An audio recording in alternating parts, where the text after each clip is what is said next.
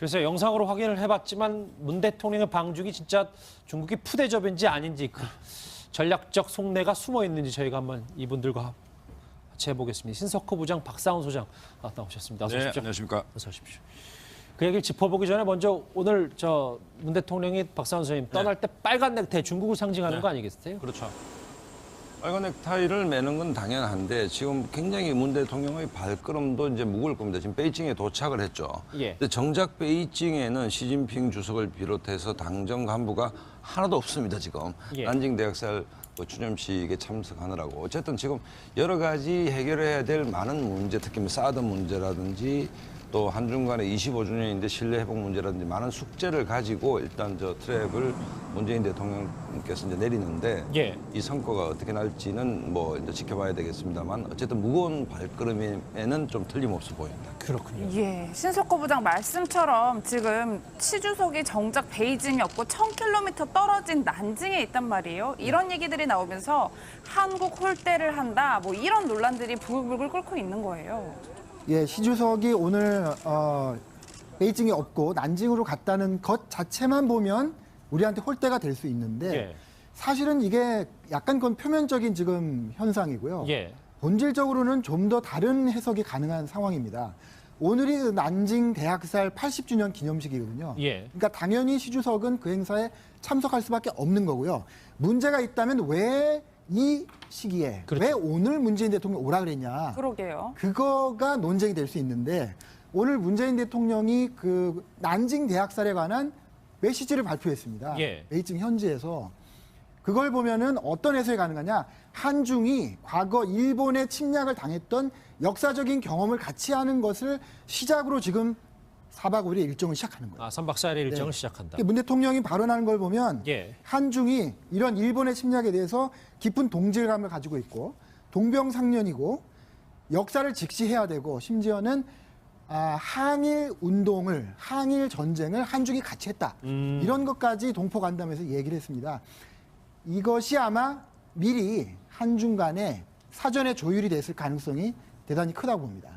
그러면 외교적 결례가 아니라 한국과 중국이 일본을 견제하기 위한 전략적 이 정상회담이다. 이렇게 보는 게 더 타당하다는 말입니까? 뭐 여러 가지 그 일정을 잡는데 여러 가지 논의가 있었겠습니다만은 꼭 그것만 이유라고는 할 수 없겠죠. 하지만 어쨌든 간에 한중이 지금 어쨌든지 좀 사드 문제도 있고 불편한데 좀 일단은 가까워지고 보자는 거 아니겠습니까? 양측이 다. 예. 좀 급한 그런 상황에서 그러면 우리가 같이 뭔가 공감대를 형성할 수 있는 게 뭐냐.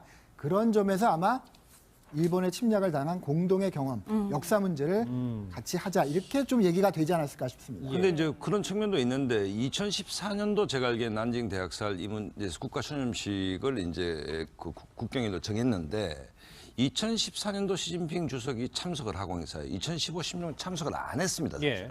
매년 이제 이 난징 대학살 추념식에 시 주석이 참석했으면 모르겠는데 하필이면 문재인 대통령의 방중 기간에 2014년 이후 3년 만에 이제 시 주석이 이 부분에 참석을 하면서 베이징을 비웠기 때문에 뭐 홀대론이 나오는 게 아닌가 이런 생각도 듭니다. 예. 예. 신석호 부장은 이거에 대해서는 80주년이라는 특별한 이유 때문이라서. 80주년이죠. 그러니까 북한이나 중국이나 다 사회주의 국가 아닙니까? 그래서 행사할 때 5년, 10년 이렇게 끊어지는 걸 정주년이라고 해요. 그 정주년을 상당히 크게 하고 예. 그런데 국가주석이 원래 이제 주로 참석을 하죠. 예. 그런데 말씀하셨던 것처럼 뭐 난징 행에 대해서는 신석호 부장의 해석도 뭐 전략적으로 한중이 물밑에서 이런 거에 대해서 조율했을 수도 있다고 하지만 홀대 3종 세트라고 해서 그런 얘기가 있어요. 다음 그래픽을 보시면 이 내용인데 그런데 뭐 그것까지는 저희가 이해가 된다고 하더라도 시진핑 주석과 문 대통령의 공동 성명, 공동 회견이 생략된 것도 이게 뭔가 좀 한중이 좀 삐걱대는 거 아니냐, 뭐 모든 의전상으로 뭔가 문제가 있는 거 아니냐는 얘기가 있어서요. 예, 이번이 이제 국빈 방문이잖아요. 그래서 정상적인 뭐 한미, 한일, 한중 이런 그 정상적인 데서는 의당이 있어야 될 절차들이 지금 없는 거죠. 예. 그거는 그 지적이 맞다고 볼 수 있습니다. 예. 근데 지금 한중 양국이요.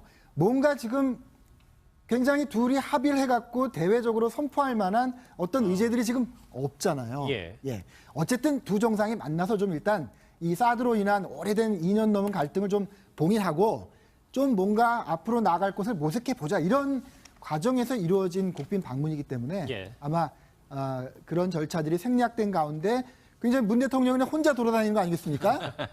그렇게 지금 이해가 구성이 된 것 됐어요. 같습니다. 예. 예, 박상원 소장님 이렇게 홀대론이 나오니까 문재인 대통령이 거기서 도대체 무슨 차를 타는지까지 관심을 지금 보이고 네. 있는데 박 전 대통령이 탔던 홍치라는 차를 이번에 문재인 대통령도 탔다 이런 취재 기자의 전언이 들려오고 있어요. 홍치인데 저게 한자로 하면 홍기 붉은 깃발이라는 뜻이죠. 그렇죠. 저게 이제 모택동 때 이제 만들어진 차입니다. 만들어진 차인데 중국 지도부들이 이제 주로 즐겨 타는 차고 이제 중국 인민들도 우리가 롤스로이스 같듯이 저 차를 갖는 게 이제 꿈인데 아하. 아마 뭐 문재인 대통령도 홍치를 타지 않겠나 싶습니다. 의전 차량이기 때문에. 예. 어쨌든 근데 재밌는 게 저 홍치 엠블렘에 쓰인 글자가 모택동의 친필 글자입니다. 예. 친필 글자인데 예. 어쨌든 뭐 중국의 지도부들은 역대 지도 모택동부터 지금 시주소까지 저 차들을 애용하는 것이고 또 그 미국 중국의 공식적 의전 차량이기 때문에 뭐 문재인 대통령도 저 차를 지금 탑승할 거로 저는 봅니다. 저게 왜 훔치 얘기를 왜 하냐면 박근혜 전 대통령이 중국을 방문했을 때 저 차에 탑승한 것 그리고 여러 가지 의전에 대해서 이제 최고급 수준으로 박 전 대통령을 중국이 응했기 때문에 여러 가지 문 대통령과 이번 방중 좀 비교가 많이 되는 것 같아요. 문 대통령이 중국을 방문하기 전에 CCTV와 인터뷰를 했었잖아요. 그 목소리 한번 듣고 오겠습니다. 시진핑 주석은 이 말과 행동에서 아주 진정성이 있는 신뢰할 수 있는 지도자라고 생각합니다. 처음 만나면 생소하지만 두 번 만나면 친숙해지고 세 번 만나면 오랜 친구가 된다. 그런 말이 있습니다. 이번 그 중국 방문에서 시 주석과 세 번째 이렇게 만나게 되는 만큼 시 주석과 오랜 친구 관계가 되고 싶습니다. 오랜 친구 관계 하니까 박근혜 전 대통령이 시진핑 주석과 그러니까 어떻게 계속 비교가 될 수밖에 없는 게 이번 푸대접 논란, 홀대 논란에 박 전 대통령이 워낙 그 중국 전승절에 가서 극진한 환대를 받았기 때문에 더 계속 비교가 될 수밖에 없는 것 같아요. 그렇습니다. 그 당시하고 지금 상황이 굉장히 다르죠. 예. 저는 그런 게 좀 우려스러운 대목이 두 대목이 있습니다. 첫 번째는 그 당시 박근혜 대통령을 만났을 때 1기의 시진핑과 예. 지금 문재인 대통령을 맞아들이는 2기의 시진핑은 근본적으로 다른 사람이에요. 예. 잘 아시겠지만 19차 당대회를 계기로 시진핑이 거의 마오쩌둥에 버금가는 그 독재자, 권력자의 자리에 올랐거든요. 1기보다 2기의 권한이 훨씬 더 강화됐고 독재 권력이 더 훨씬 강화된 그런 상태입니다. 예. 주변국을 상대로도 지금 잘 지내자고 하지만 주변국을 상대로 한 외교에서도 내가 1기 때와는 다르다라는 것을 보여주려고 할 가능성이 있습니다. 만약에 문재인 대통령이 정말 홀대를 당하고 온다면 아마 그런 것이 근본적인 원인일 수가 있는 거고요. 예. 또 하나는 그 중간에 사드 논쟁이 있었잖아요. 예. 사드 갈등이 불거지고 북한이 계속 전략 도발하면서 우리가 사드를 배치하고 하는 과정에 관계가 굉장히 악화된 그런 앙금이 아직도 봉인됐다고는 하지만 그런 앙금이 남아있을 수밖에 없는 거죠. 그때와 지금은 여러 면에서 다릅니다. 그것이 우려스러운 겁니다. 이해가 좀 됐습니다. 박상원 선생님, 어찌됐건 3박 4일 이제 첫 발을 오늘 가서 내디뎠기 때문에 뭔가라도 문 대통령은 외교적 실리를 챙겨오지 않으면 또 여러 가지 부담스러운 측면이 중국과 분명히 있을 것 같아요. 예. 그러니까 문 대통령의 목표는 일단 사드 때문에 어려워진 한중 관계의 신뢰를 회복하는 데 일단 초점이 맞출 것 같고 이제 사드 문제를 좀 봉인하고 싶어 하겠죠. CCTV하고의 문제도 역지사지로 좀 봐달라.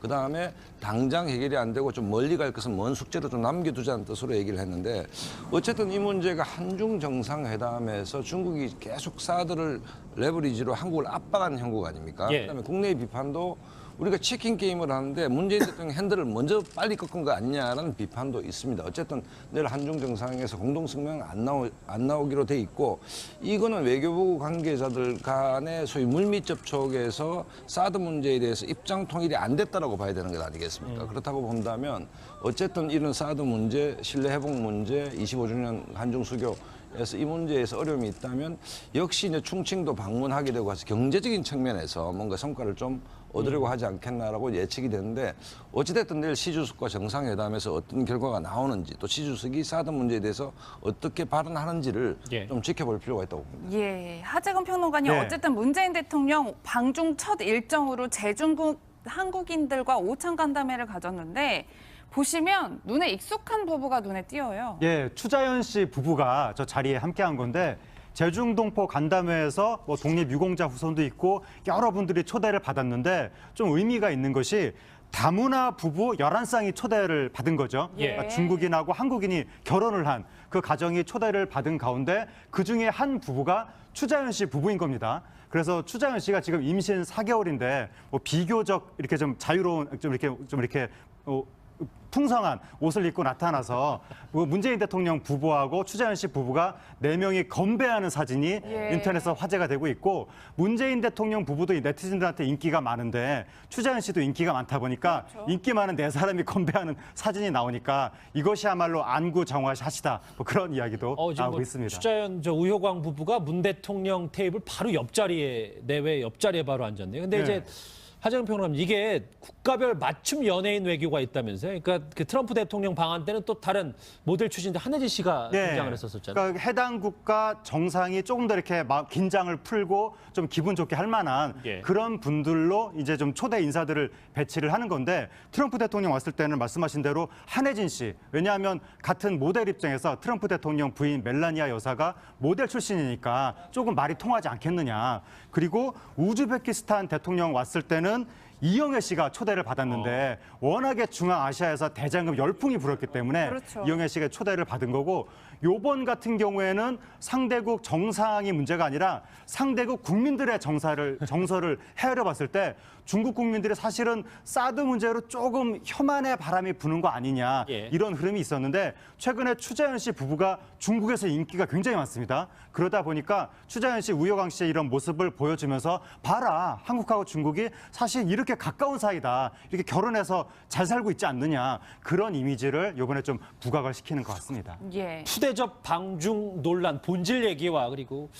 이 대통령과 연예인 얘기까지 짚어봤습니다. 여러분은 지금 뉴스 특급과 함께하고 계십니다. 때지도 모택동부터 지금 시주소까지 저 차들을 애용하는 것이고 또 미국, 중국의 공식적 의전 차량이기 때문에 뭐 문재인 대통령도 저 차를 지금 탑승할 거로 저는 봅니다. 저게 왜 훔치 얘기를 왜 하냐면 박근혜 전 대통령이 중국을 방문했을 때 저 차에 탑승한 것 그리고 여러 가지 의전에 대해서 이제 최고급 수준으로 박 전 대통령을 중국이 응했기 때문에 여러 가지 문 대통령과 이번 방중 좀 비교가 많이 되는 것 같아요. 문 대통령이 중국을 방문하기 전에 CCTV와 인터뷰를 했었잖아요. 그 목소리 한번 듣고 오겠습니다. 시진핑 주석은 이 말과 행동에서 아주 진정성이 있는 신뢰할 수 있는 지도자라고 생각합니다. 처음 만나면 생소하지만 2번 만나면 친숙해지고 3번 만나면 오랜 친구가 된다. 그런 말이 있습니다. 이번 그 중국 방문에서 시 주석과 3번째 이렇게 만나게 되는 만큼 시 주석과 오랜 친구 관계가 되고 싶습니다. 오랜 친구 관계 하니까 박근혜 전 대통령이 시진핑 주석과 그러니까 어떻게 계속 비교가 될 수밖에 없는 게 이번 푸대접 논란, 홀대 논란에 박 전 대통령이 워낙 그 중국 전승절에 가서 극진한 환대를 받았기 때문에 더 계속 비교가 될 수밖에 없는 것 같아요. 그렇습니다. 그 당시하고 지금 상황이 굉장히 다르죠. 예. 저는 그런 게 좀 우려스러운 대목이 2대목이 있습니다. 첫 번째는 그 당시 박근혜 대통령을 만났을 때 1기의 시진핑과 예. 지금 문재인 대통령을 맞아들이는 2기의 시진핑은 근본적으로 다른 사람이에요. 예. 잘 아시겠지만 19차 당대회를 계기로 시진핑이 거의 마오쩌둥에 버금가는 그 독재자, 권력자의 자리에 올랐거든요. 1기보다 2기의 권한이 훨씬 더 강화됐고 그래서 영상으로 확인을 해봤지만 문 대통령의 방중이 진짜 중국이 푸대접인지 아닌지 그 전략적 속내가 숨어 있는지 저희가 한번 이분들과 같이 해보겠습니다. 신석호 부장, 박상훈 소장 나오셨습니다. 어서 오십시오. 안녕하십니까. 어서 오십시오. 그 얘기를 짚어보기 전에 먼저 오늘 저 문 대통령이 박상훈 선생님 떠날 때 빨간 넥타이 중국을 상징하는 거 아니겠어요? 그렇죠. 빨간 넥타이를 매는 건 당연한데 지금 굉장히 문 대통령의 발걸음도 이제 무거울 겁니다. 지금 베이징에 도착을 했죠. 예. 근데 정작 베이징에는 시진핑 주석을 비롯해서 당정 간부가 하나도 없습니다. 지금 예. 난징 대학살 추념식에 참석하느라고 어쨌든 지금 여러 가지 해결해야 될 많은 문제, 특히 뭐 사드 문제라든지 또 한중 간의 25주년인데 신뢰 회복 문제라든지 많은 숙제를 가지고 일단 저 트랩을 문재인 대통령께서 이제 내리는데 예. 이 성과가 어떻게 날지는 뭐 이제 지켜봐야 되겠습니다만 어쨌든 무거운 발걸음에는 좀 틀림없어 보입니다. 그렇군요. 예, 신석호 부장 말씀처럼 지금 시주석이 정작 베이징이 없고 1000km 떨어진 난징에 있단 말이에요. 이런 얘기들이 나오면서 한국 홀대를 한다, 뭐 이런 논란들이 부글부글 끓고 있는 거예요. 예, 시주석이 오늘 베이징이 없고 난징으로 갔다는 것 자체만 보면 우리한테 홀대가 될 수 있는데 예. 사실은 이게 약간 그건 표면적인 지금 현상이고요. 예. 본질적으로는 좀 더 다른 해석이 가능한 상황입니다. 오늘이 난징 대학살 80주년 기념식이거든요. 예. 그러니까 당연히 시주석은 그 행사에 참석할 수밖에 없는 거고요. 문제가 있다면 왜 이 시기에 그렇죠. 왜 오늘 문재인 대통령이 오라 그랬냐. 그러게요. 그거가 논쟁이 될 수 있는데 오늘 문재인 대통령이 그 난징 대학살에 관한 메시지를 발표했습니다. 예. 베이징 현지에서 그걸 보면은 어떤 해석이 가능하냐? 한중이 과거 일본의 침략을 당했던 역사적인 경험을 같이 하는 것을 제 권력이 더 훨씬 강화된 그런 상태입니다. 예. 주변국을 상대로도 지금 그 잘 지내자고 하지만 주변국을 상대로 한 외교에서도 내가 일기 때와는 다르다라는 것을 보여주려고 할 가능성이 있습니다. 만약에 문재인 대통령이 정말 홀대를 당하고 온다면 아마 그런 것이 근본적인 원인일 수가 있는 거고요. 예. 또 하나는 그 중간에 사드 논쟁이 있었잖아요. 예. 사드 갈등이 불거지고 북한이 계속 전략 도발하면서 우리가 사드를 배치하고 하는 과정에 관계가 굉장히 악화된 그런 앙금이 아직도 봉인됐다고는 하지만 그런 앙금이 남아있을 수밖에 없는 거죠. 그때와 지금은 여러 면에서 다릅니다. 그것이 우려스러운 겁니다. 이해가 좀 됐습니다. 박상원 선생님, 어찌됐건 3박 4일 이제 첫 발을 오늘 가서 내디뎠기 때문에 뭔가라도 문 대통령은 외교적 실리를 챙겨오지 않으면 또 여러 가지 부담스러운 측면이 중국과 분명히 있을 것 같아요. 예. 그러니까 문 대통령의 목표는 일단 사드 때문에 어려워진 한중 관계의 신뢰를 회복하는 데 일단 초점이 맞출 것 같고 이제 사드 문제를 좀 봉인하고 싶어 하겠죠. CCTV하고의 문제도 역지사지로 좀 봐달라.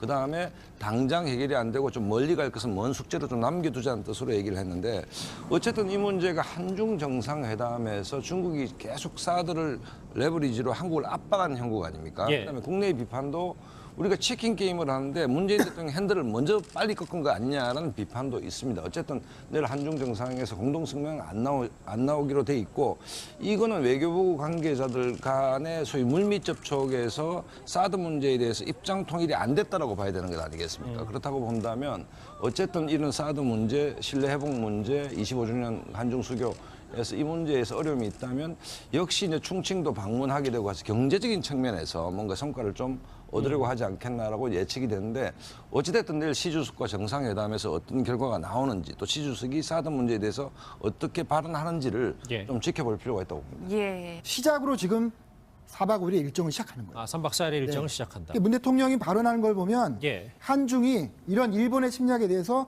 깊은 동질감을 가지고 있고 동병상련이고 역사를 직시해야 되고 심지어는 항일 운동을, 항일 전쟁을 한중이 같이 했다. 이런 것까지 동포간담회에서 얘기를 했습니다.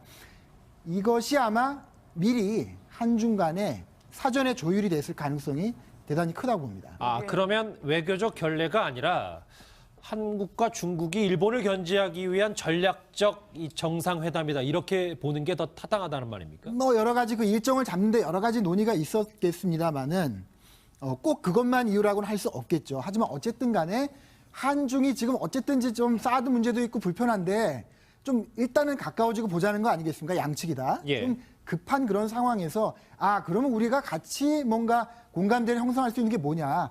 그런 점에서 아마 일본의 침략을 당한 공동의 경험, 역사 문제를 같이 하자. 이렇게 좀 얘기가 되지 않았을까 싶습니다. 근데 이제 그런 측면도 있는데 2014년도 제가 알기에 난징 대학살 이 문제에서 국가 추념식을 이제 그 국경일로 정했는데 2014년도 시진핑 주석이 참석을 하고 행사에 2015, 16년 참석을 안 했습니다. 사실은.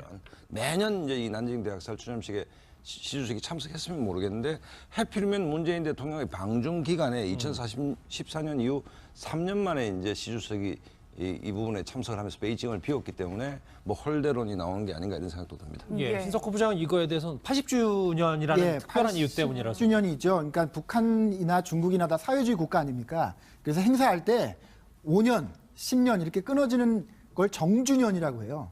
그 정주년을 상당히 크게 하고 예. 그런데 국가주석에 원래 이제 주로 참석을 하죠. 예. 그런데 말씀하셨던 것처럼 뭐 난징 행에 대해서는 신석구 부장의 해석도 뭐 전략적으로 한중이 물밑에서 이런 거에 대해서 조율했을 수도 있다고 하지만 홀대 3종 세트라고 해서 그런 얘기가 있어요. 다음 그래픽을 보시면 이 내용인데 그런데 뭐 그것까지는 저희가 이해가 된다고 하더라도 시진핑 주석과 문 대통령의 공동 성명, 공동 회견이 생략된 것도 이게 뭔가 좀 한중이 좀 삐걱대는 거 아니냐, 뭐 모든 의전상으로 뭔가 문제가 있는 거 아니냐는 얘기가 있어서요.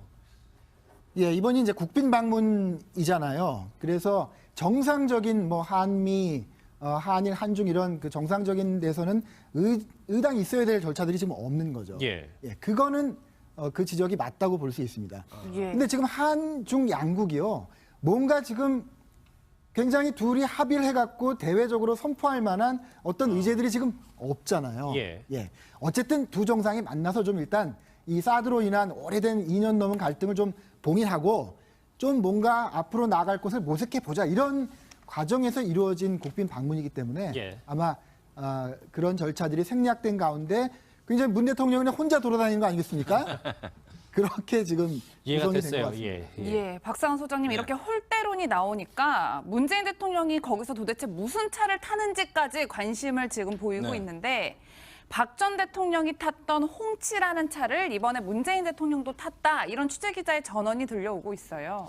홍치인데 저게 한자로 하면 홍기 붉은 깃발이라는 뜻이죠. 그렇죠. 저게 이제 모택동 때 이제 만들어진 차입니다. 만들어진 차인데 중국 지도부들이 이제 주로 즐겨 타는 차고 이제 중국 인민들도 우리가 롤스로이스 갔듯이 저 차를 갖는 게 이제 꿈인데 아하. 아마 뭐 문재인 대통령도 홍치를 타지 않겠나 싶습니다. 의전 차량이기 때문에. 예. 어쨌든 근데 재밌는 게 저 홍치 엠블렘에 쓰인 글자가 모택동의 친필 글자입니다. 예. 글자인데 예. 어쨌든 뭐 중국의 지도부들은